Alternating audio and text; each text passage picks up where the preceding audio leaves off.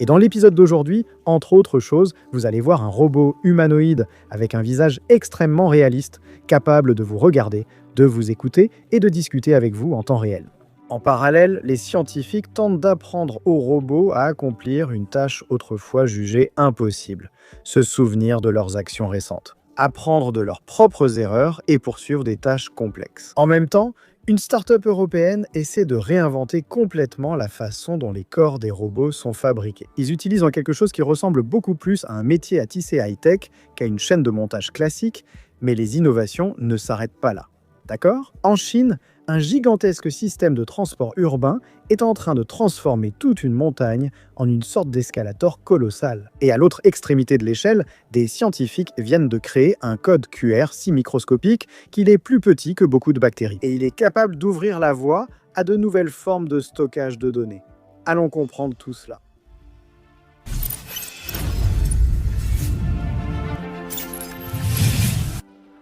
Bonjour, impressionnés et impressionnés, je suis Carlos Alves et vous êtes sur Réalité Impressionnante.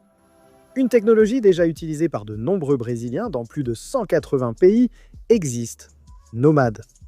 Soyons clairs, elle vous évite de perdre de l'argent. Nomad convertit votre argent dans la devise du pays où vous êtes, au Brésil ou à l'étranger.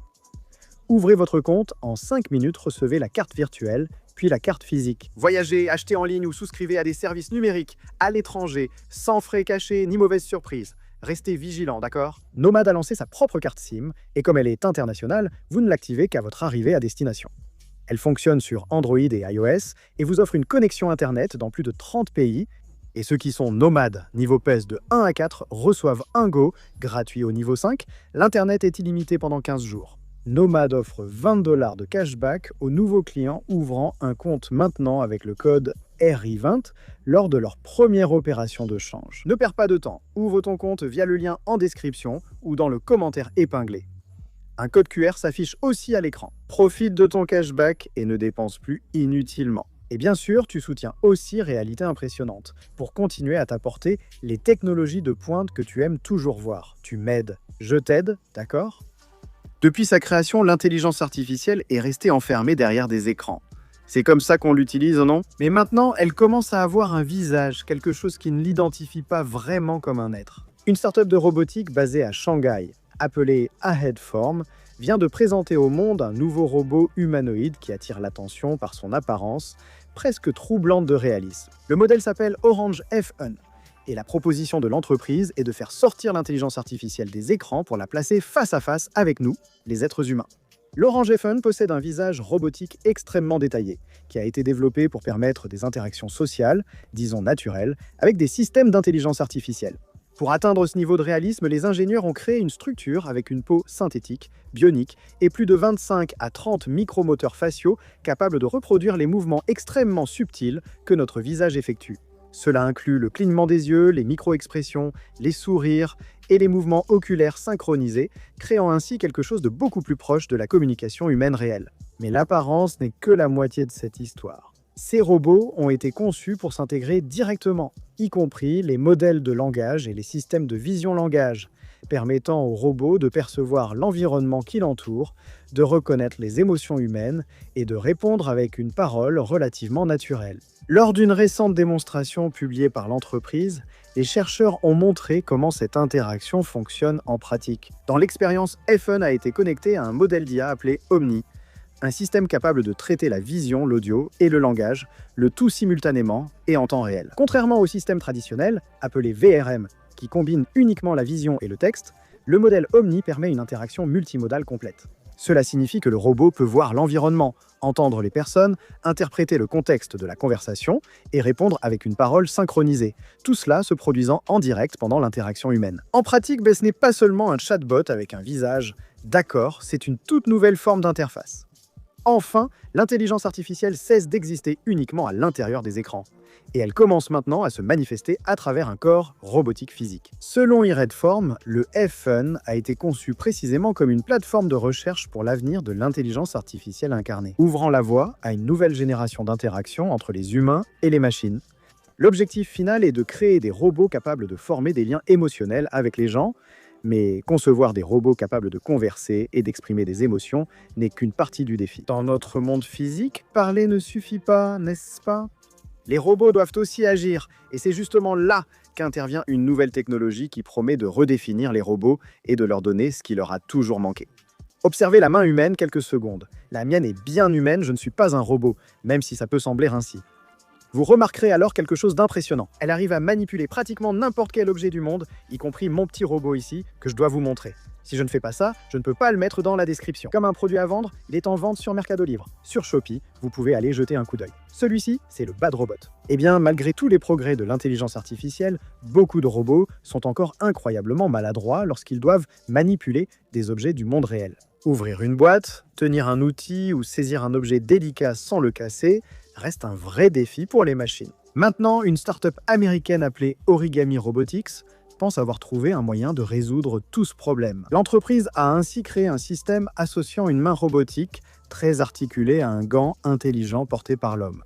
Ce gant enregistre précisément tous les mouvements des doigts d'un opérateur humain. Et ces mouvements sont transférés directement à la main robotique, créant ainsi ce que les ingénieurs ont appelé un jumeau numérique de la main humaine. En pratique, cela permet au robot d'apprendre des tâches en observant et en reproduisant exactement les mouvements des humains réels.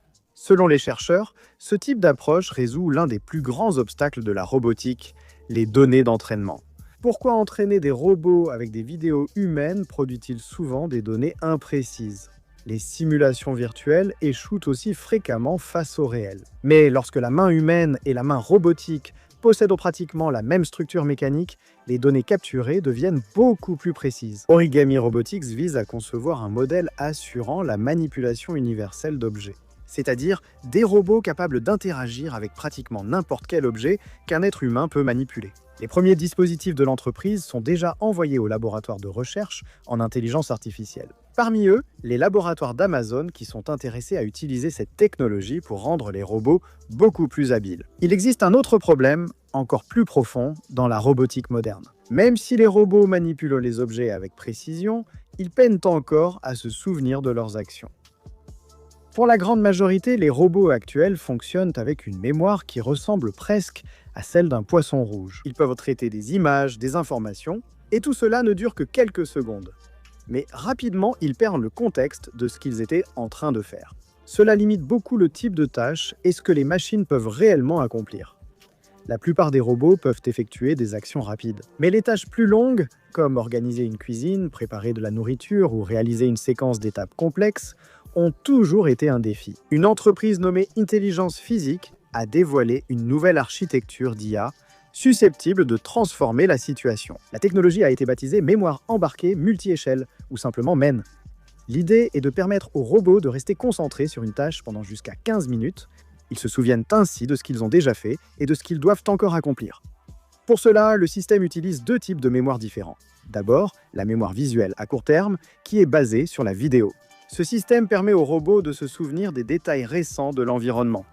Par exemple, il peut se rappeler où se trouve un objet, même si son propre bras bloque la vue de l'objet. Mais pour éviter une surcharge de traitement, le système utilise également un deuxième type de mémoire, une mémoire textuelle et à long terme. Au lieu de stocker toutes les images vidéo, le robot crée de petits résumés en langage naturel de ce qui se passe, un peu comme s'il s'agissait d'une annotation interne. Par exemple, j'ai ouvert la porte du réfrigérateur, j'ai pris l'assiette, j'ai nettoyé le plan de travail. Ces petits récits aident le robot à garder le contexte de la tâche qu'il est en train d'exécuter.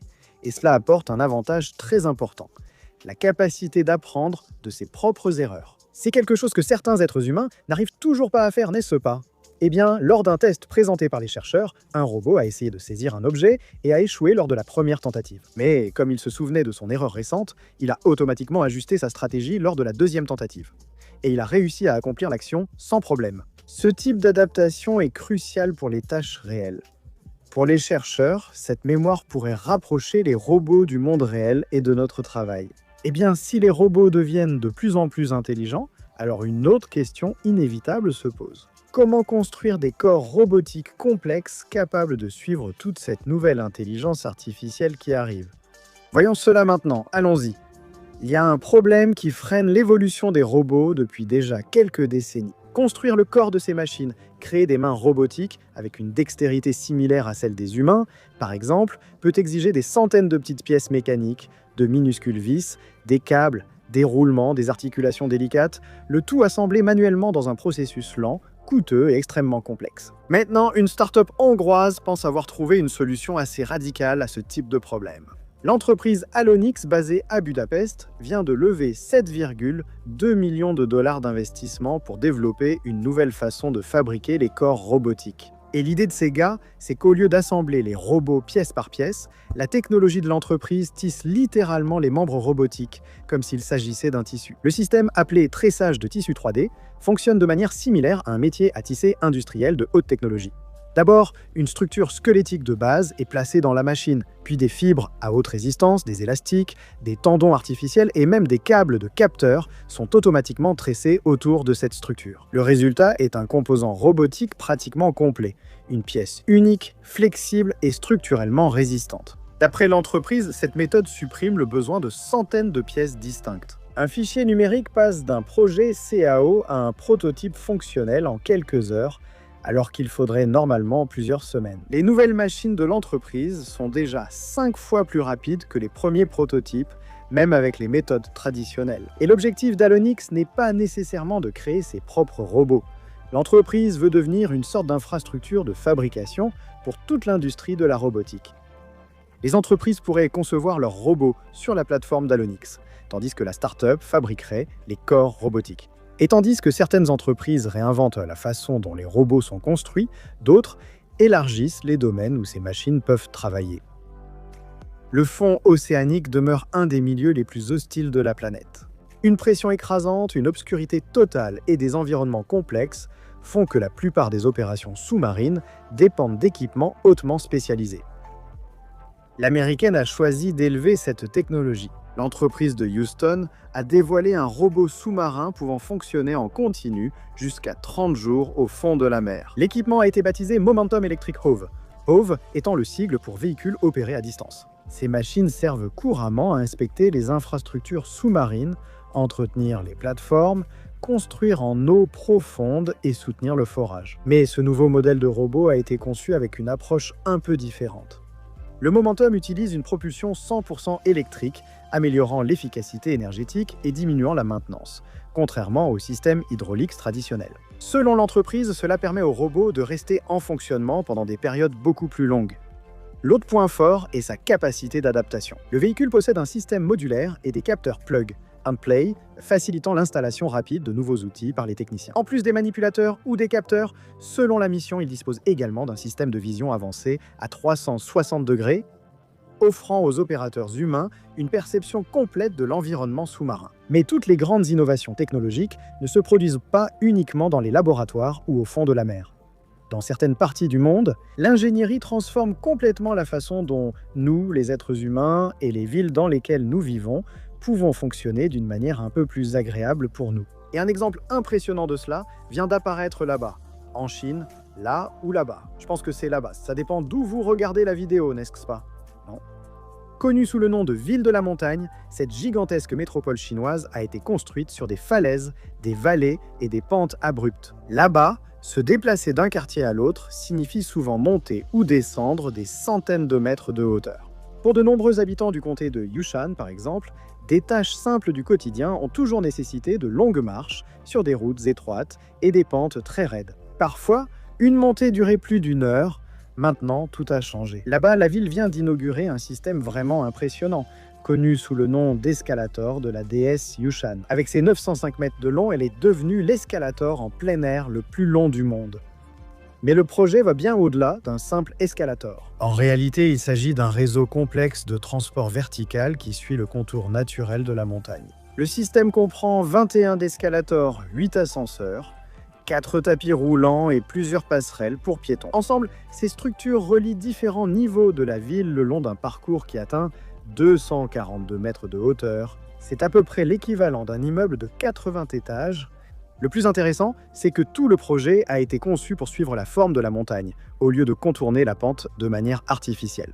Cela permet de préserver le paysage naturel de la région, y compris les célèbres visites du canyon de You et des Trois Gorges. Mais alors que certaines technologies deviennent de plus en plus grandes et importantes, d'autres suivent exactement le chemin inverse. Regardez ça. De nos jours, les codes QR sont partout. D'ailleurs, il y en a un ici à l'écran aussi. Il mène directement à mon livre. Jetez-y un coup d'œil si vous voulez. Aujourd'hui, les QR codes sont partout. Emballage, restaurant, billets numériques, paiement. Mais maintenant, imaginez un code QR si petit que vous ne pourriez tout simplement pas le voir à l'œil nu, même pas avec un microscope ordinaire. D'accord? C'est exactement ce que des scientifiques de l'Université technique de Vienne, en Australie, ont réussi à créer. Un code QR microscopique avec seulement 1,98 micromètres carrés de surface. Pour vous donner une idée de cette échelle, c'est plus petit que beaucoup de bactéries, et c'est si minuscule qu'on ne peut l'observer qu'avec un microscope électronique. Grâce à ce succès, l'équipe a inscrit un nouveau record au livre Guinness. Cependant, l'objectif de la recherche dépasse la simple quête de records insolites. Elle est directement liée à l'un des plus grands défis technologiques du monde moderne, le stockage des données. La quantité d'informations produites par l'humanité augmente à un rythme très rapide. Les centres de données, archives scientifiques, données historiques et registres culturels doivent être préservés pendant des décennies, voire des siècles. Ainsi, les chercheurs ont collaboré avec l'entreprise allemande Cerabyte, spécialisée dans le stockage à long terme. Le QR code microscopique a été gravé sur un film de céramique très fin, à l'aide de faisceaux d'ions extrêmement précis. Chaque pixel du code ne mesure que 49 nanomètres de large. Pour vous donner une idée, cela signifie que les éléments du code sont environ 10 fois plus petits que la longueur d'onde de la lumière visible. Selon les chercheurs, cette technologie pourrait ouvrir la voie à de nouvelles formes d'archivage de données, qui seraient extrêmement durables et fiables selon eux. Si cet épisode vous a plu, likez et vérifiez votre abonnement. Merci de m'avoir accompagné. N'oubliez pas, si vous voulez acheter n'importe quel article qui se trouve ici sur la table, faites-vous plaisir, il suffit de cliquer sur la description et vous le trouverez là. Mon livre est aussi dans la description, le lien pour créer votre compte chez Nomad est dans la description, le lien pour vous abonner à Aurea, notre intelligence artificielle, est dans la description. Et toutes les informations dont vous avez besoin sur ce que vous avez vu ici dans cet épisode se trouvent également dans la description. Merci encore une fois de m'avoir accompagné. D'accord, merci, salut, à bientôt. Il suffit de cliquer sur l'une des deux suggestions et on se retrouve dans la prochaine vidéo.